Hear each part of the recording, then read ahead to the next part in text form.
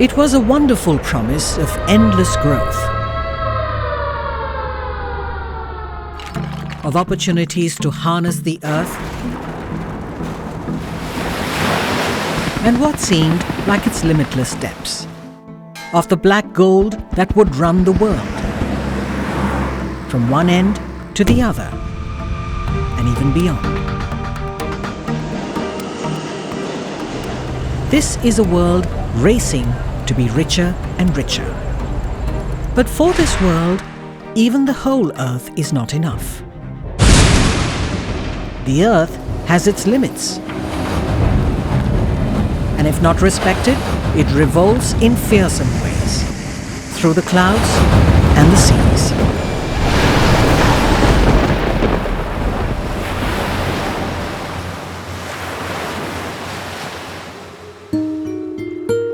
But there is another world, both old and new, that has a habit of finding ways to soothe the tired earth. A way of life that hums with the earth.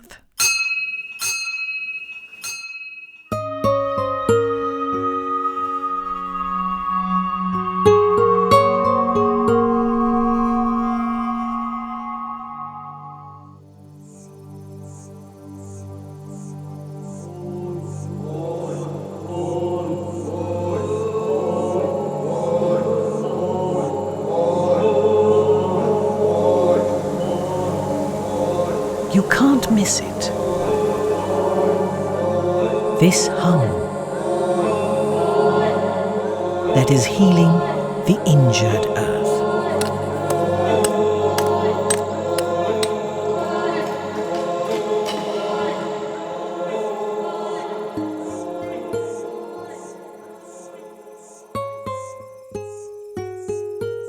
These are among the richest forests on the planet. But this abundance is hard-earned.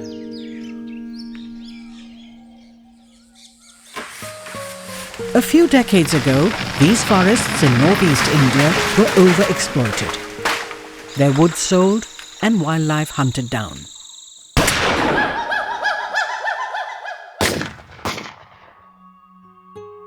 Until things reached a breaking point and pushed the local people to turn the tide.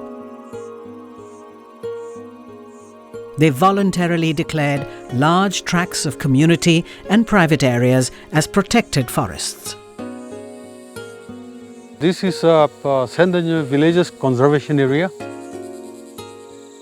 We have totally banned hunting, fishing, all agricultural activities, and even collection of vegetables and other forest produces are totally banned. And anybody caught roaming around in this reserve without our knowledge are penalized. The collective decisions of the community are sacrosanct. Thanks to this wisdom, today Nagaland has nearly 500 community conserved areas that are flourishing without any formal support of the government. This Sirkai CCA area is very rich in biodiversity. In this small CCA area, around 450 hectares, we have collected more than 120 species. We have collected like medicinal plants, animal fodders, some trees bear fruit, as well as some for vegetable purpose. इसका नाम है मिशिस, इसका नाम है अपिकुस, इस पेड़ का नाम है लाखाचपेस. This biodiversity has returned over 15 long years. However, it can be lost within moments.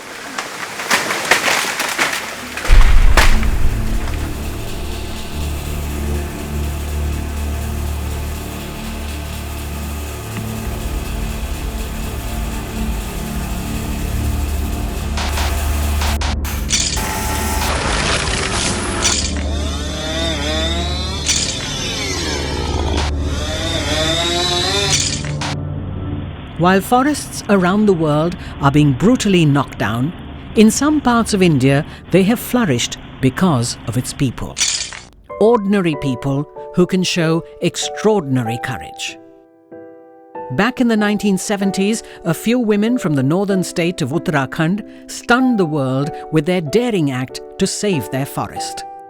When the fellers came to cut them down, they hugged the trees and triggered one of the most famous environmental movements of the world, the Chipko movement.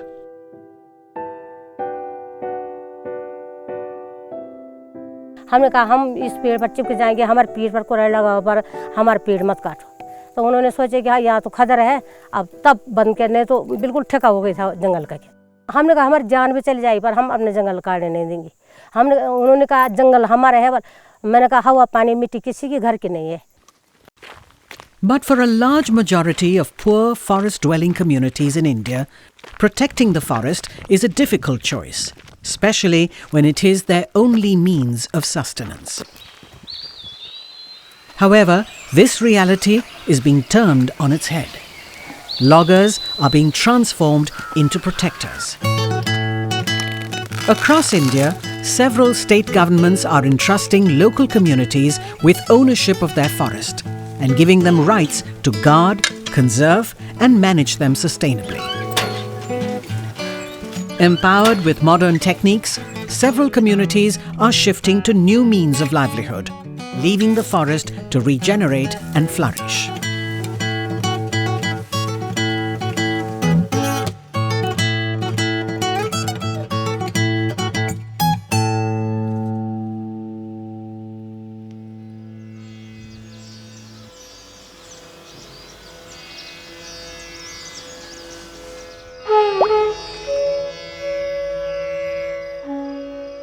This is India. A fascinating kaleidoscope of challenges, but also hopes, problems, but also solutions.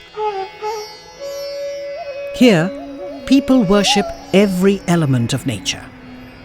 This reverence has played a significant role in sustaining a country of 1.2 billion people.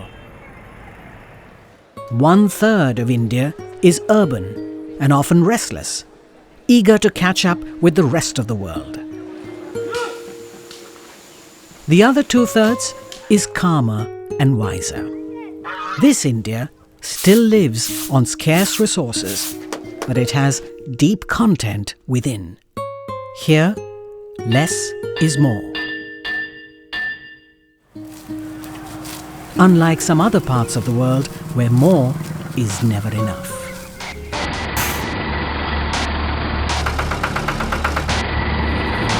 Massive monoculture farming, laden generously with pesticides and fertilizers, was hailed as a technological triumph.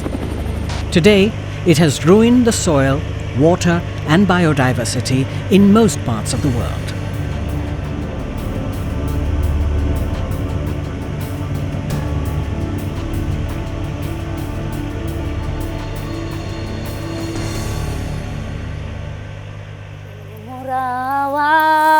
कुर्सी बैठा सिपंजी मैं जांदू लड़ाई प्यारा सिपंजी। In Jardhar Gaon, a small village in the Indian Himalayas, a group of farmers have been on a mission to preserve their native seeds. Their movement started way back in the 1980s, after their produce declined sharply from chemical-fed hybrid seeds. आधुनिक बीज पहली बार खूब पैदावार देता है, किसान खुश हो जाता है, बम्पर क्रॉप हो गई। लेकिन अगले साल उसको लगाएंगे तो कम होते जाएगा, कम होते जाएगा। और जो पारंपरिक बीज है एक बराबर चलेगा, वो पैदावार कम नहीं होने देगा।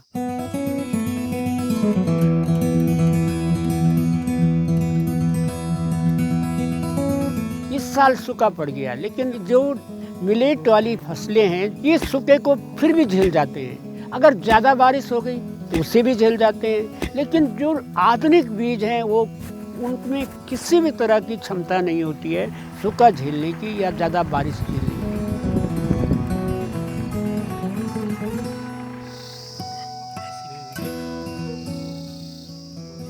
The nature of traditional farming is self-sustaining because every nutrient for the crop is sourced locally.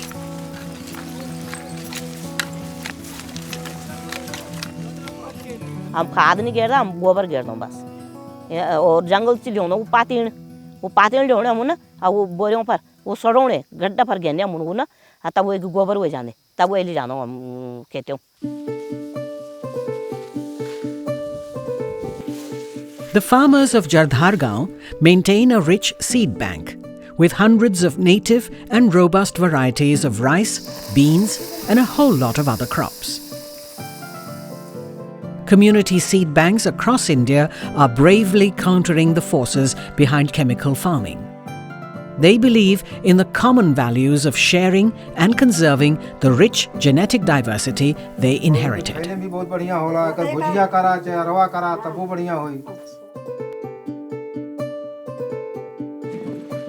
Hundreds and thousands of small farmers in India have today regained their sovereignty over seeds. Their communities are healthier and they are better prepared to deal with the challenge of climate change. This old wisdom is now getting respect from urban India. The demand for organic food in cities is rising every day, and its future looks ever more promising.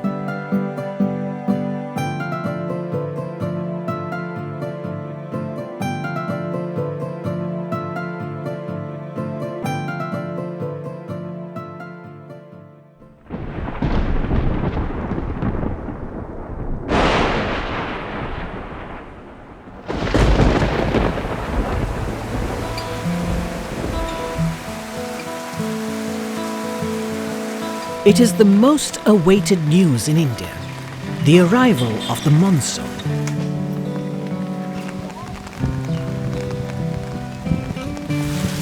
The rain brings so much along. 2/3 of India's people depend on the rain for a living. They are a part of its predominantly agricultural economy. But some other parts of India are not as blessed. नमस्कार, आकाशवाणी जयपुर अजमेर से सांध्यकालीन प्रादेशिक समाचारों में आपका स्वागत है। प्रदेश में monsoon की बेरुखी के कारण सूखे की आशंका मंडराने लगी है। वर्षा की कमी के कारण संभाग के बाड़मेर जिले में तो स्थिति और भी खराब है। It is a distressing situation, but droughts are a part of life in the Thar Desert. Spread over the northwestern part of the Indian subcontinent, this is one of the hottest regions in the world. It rains the least here. There are no perennial rivers, and groundwater is saline. The piped water supply often fails to reach remote villages. In one such drought in 2009, the local administration of a town called Barmer decided to challenge the situation. They involved the local communities to drive a mass campaign to revive the traditional practice of harvesting rainwater. Under a national job guarantee program, thousands of men and women were drawn to building new water harvesting structures while renovating the old ones. Over 45,000 household tanks were constructed, each with a capacity to meet the drinking water needs of a family for at least 6 months. Nearly 2,000 community ponds were built to take care of the needs of the community and their livestock. Almost 500 traditional wells that were lying in neglect were also revived. These could extract sweet water from the earth even during consecutive years of drought. जिस तरीके से हमने काम किया, global problems का और local problems का sustainable solution है, क्योंकि वहाँ की नॉलेज से, वहाँ के लोगों के प्रयास से, वहाँ के लोगों की मेहनत और समझ से वो काम हुए।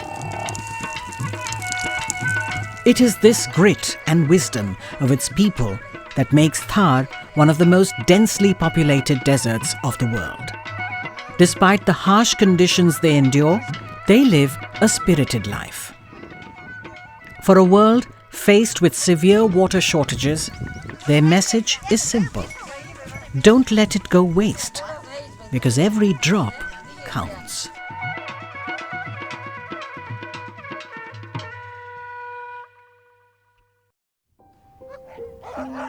Kundai in Odisha, eastern India, is one of the thousands of its villages that is not electrified. And Chanda, one of the millions of women who cook on open fires. The poor cannot avoid the smoke if they have to survive, and sometimes they also succumb to it.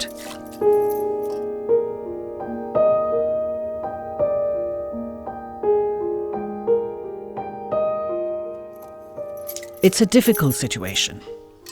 But in 2007, a campaign called Lighting a Billion Lives took upon this challenge by bringing clean and affordable energy to the doorstep of the poor.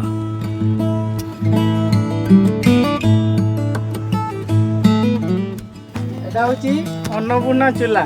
এটা কোন পাই আসছি না এটা কম কাঠ লাগিব আর কম ধোঁয়া হব। এটা কোন না এটা হচ্ছে সোলার প্লেট। এই ব্যাটারিটাকে দিন বেলা চার্জ করিব। চার্জ করলে কোন হবো না রাত্রে তুমি লাইট দুইটা এই বল দুইটা জালি পারিব। বল দুইটা জাললো তারপরে এটা হচ্ছে গোটে মোবাইল চার্জর। তার দাম হচ্ছে 12,000 টাকা। এই 12,000 টাকাকে তোমাকে কোন করা হচ্ছে না সবসিডি করিকি 7,000 টাকারে দিয়ে যাଉଛି। In thousands of far-flung villages that are off the grid, communities are waking up to the power of the sun. Smart solar devices are giving them clean lighting and cooking solutions. Relieved from the fumes of kerosene and fuel wood, millions of rural Indians are not only stepping into a better life, they're also doing their bit to mitigate greenhouse gas emissions.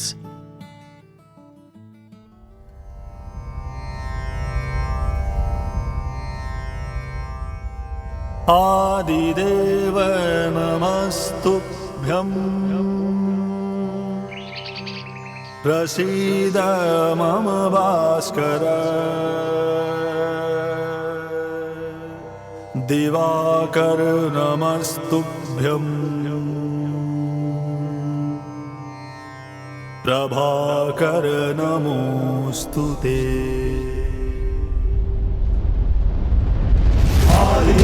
नमस्तुभ्यं प्रसीद मम भास्कर दिवाकर नमस्तुभ्यं प्रभाकर नमोस्तुते। The rows go on as far as the eye can see.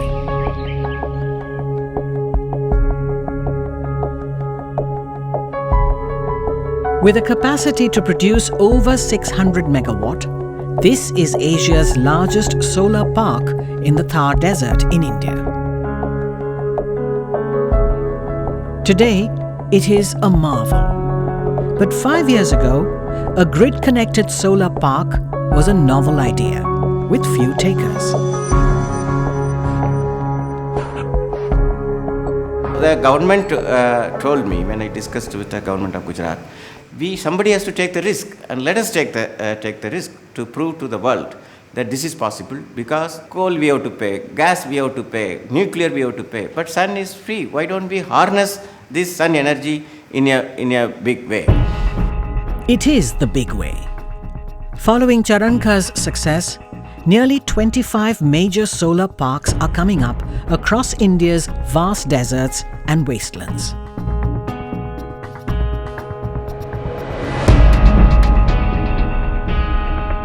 India's resources may be scarce, but its ideas are abundant. This canal-top solar project on the Narmada Canal in Gujarat, the first such in the world, has avoided the use of precious land and saves millions of liters of water from evaporation. And then there are rooftops. In the city of Gandhinagar, unused rooftops of public and private buildings are feeding electricity into the grid. Taking cue, a host of cities are preparing to tap the sun on their rooftops, helping to make the grid more efficient and secure. It's an idea whose time has come.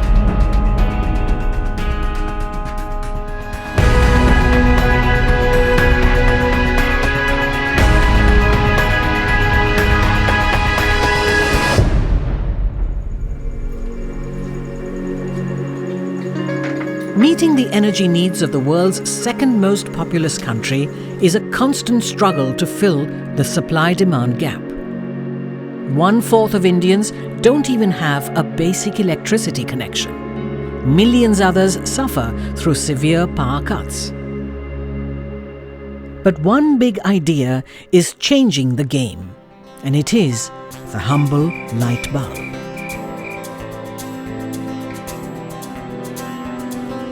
Amid great fanfare, local legislators in the southern state of Andhra Pradesh are busy promoting the LED lighting program in their constituencies.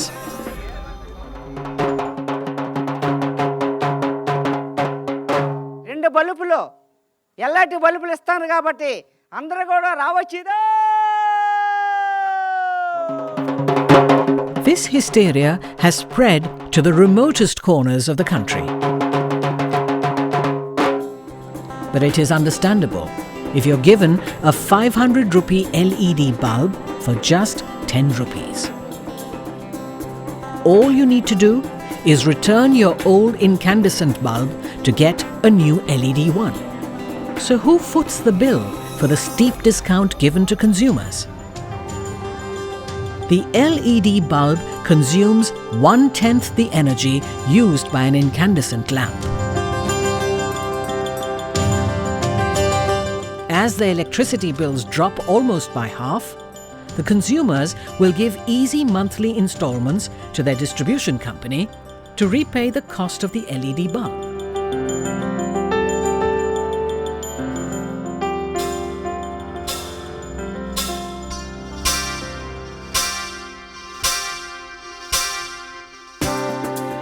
Beyond homes, cities are also lapping up the idea. Welcome to Visakhapatnam, a city that lost most of its streetlights to a massive cyclone. Now it is relit 100% with LED lights. In 6 months, Visakhapatnam's electricity bill has come down by half. Andhra Pradesh is leading the way. The rest of India is catching up quickly.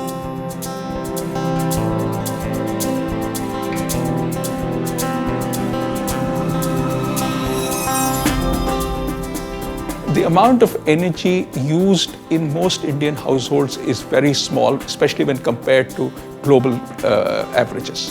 However, even if they do a small bit of savings and you multiply it by 1 billion households, that's a lot of energy. The energy saved would be more than the energy used by many countries. That is the kind of opportunity we have.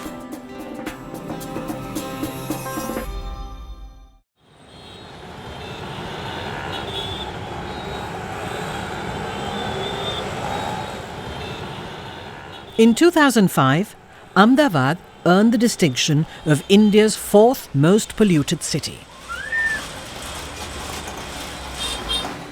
Like all Indian cities, it was facing a crisis of urban transport.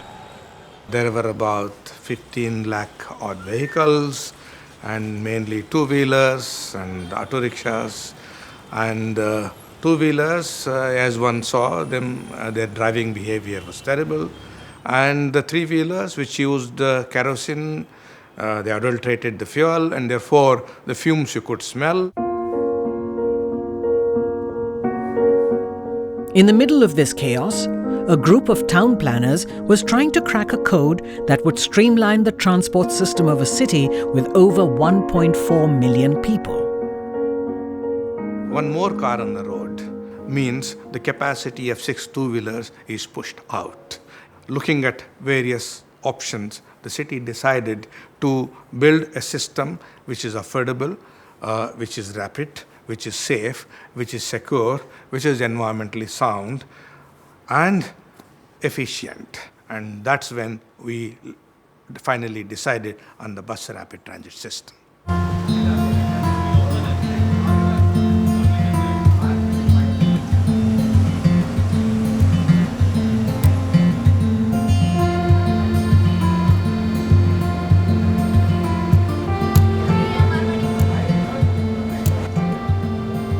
the planners designed an ingenious solution.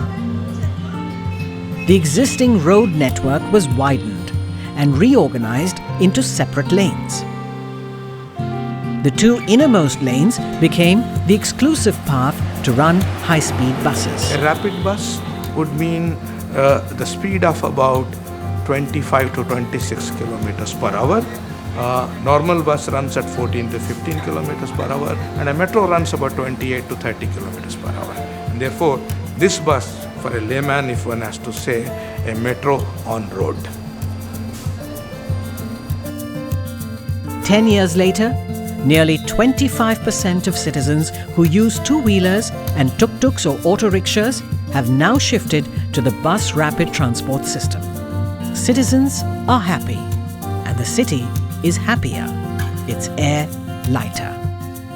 All that what we did during the past 10 years, roads, public transport, land use, we have been able to achieve about 25% reduction in the GHG emissions.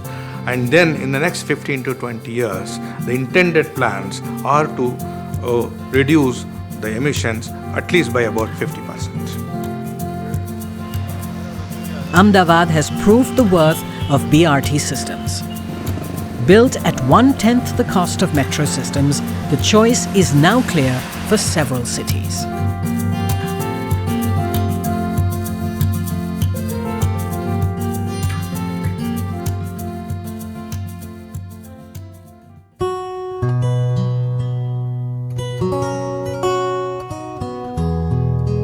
There is no doubt this is a new and aspiring India. An India on the move. But even as many Indians transit into a modernized life, the old also endures. Through cultures and lifestyles that don't necessarily alter with new wealth. With their bazaars exploding with fresh and diverse produce, Indians prefer to eat fresh and locally grown food. Their households harness the sun in countless ways. The masses in India use public transport.